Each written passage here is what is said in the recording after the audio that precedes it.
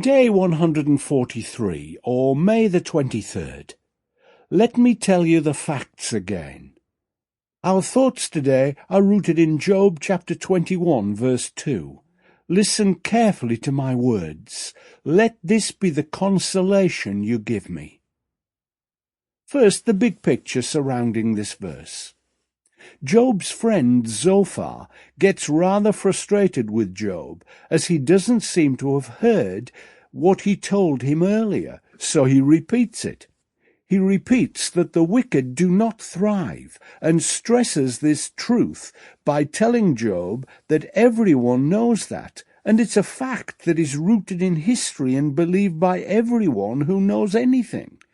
He seems to ignore the fact that some wicked men do seem to thrive in order to make his point. After all, why let a fact or two get in the way of a great theory that you've believed all your life? With a note of desperation, Job responds by asking Zophar to listen carefully, and he will explain again why he doesn't believe what Zophar has told him for the second time. He sounds a little like a primary school teacher who has a pupil in front of them who will not change their mind even though a perfectly reasonable explanation has been given to encourage them to do so.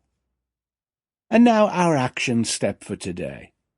Of course, simply repeating something doesn't make it true, but it does make it memorable. That's why it's very helpful, indeed essential, to regularly reread and ponder the truths of the Bible. If we are not careful, things can get jumbled in our Western minds that are so used to writing things down rather than relying on our memory. I can recall too many times checking a detail in a Bible story or parable only to find that the text doesn't actually say what I thought. In the days of oral tradition, memories were very reliable because that's all they had to pass on an account from generation to generation. Today, we need to read and reread. We need to marinate our minds with the scriptures, and then we know we have the truth. And as the Bible says, the truth will set us free.